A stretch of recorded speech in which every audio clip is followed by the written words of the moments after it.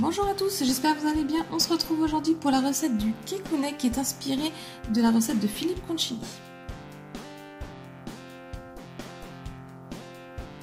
Il vous faudra 100 g de chocolat noir, 50 g de chocolat au lait, 115 g de beurre, 3 œufs, ça fait environ 150 g, 55 g de sucre, 60 g de farine T55 et une pincée de sel.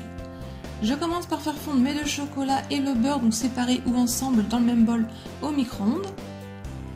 Une fois qu'il est quasiment fondu le chocolat, je continue de le faire fondre tout seul en le mélangeant.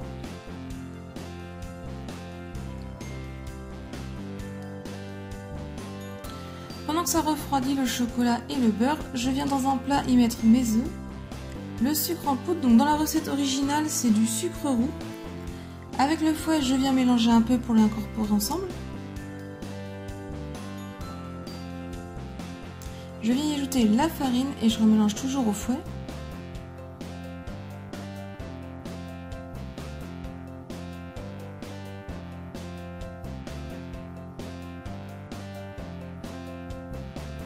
J'y ajoute la pincée de sel. Ensuite, quand mon chocolat a un petit peu refroidi, je viens l'ajouter avec aussi le beurre fondu.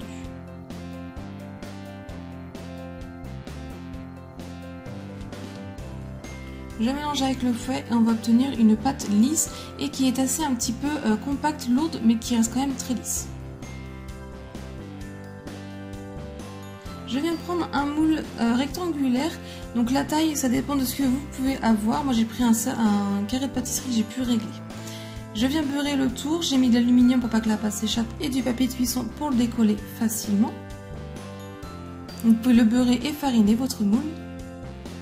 Et je verse la pâte dedans et je le fais cuire 25 minutes à 160 degrés.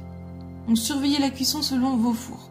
Donc une fois que le milieu est encore pas cuit, on le retire du four. Je laisse un petit peu refroidir un instant. Et ensuite on va pouvoir le démouler pour laisser vraiment bien refroidir sur une grille.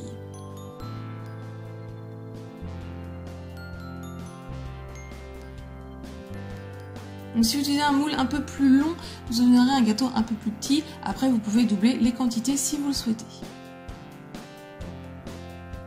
Et ensuite, vous pouvez le déguster soit tiède ou froid, comme vous le souhaitez. Donc à la découpe, on voit bien les trois textures donc du dessus du gâteau qui est cuit. Après, une texture un peu moins cuite et au milieu, où il est vraiment très fondant, limite coulant.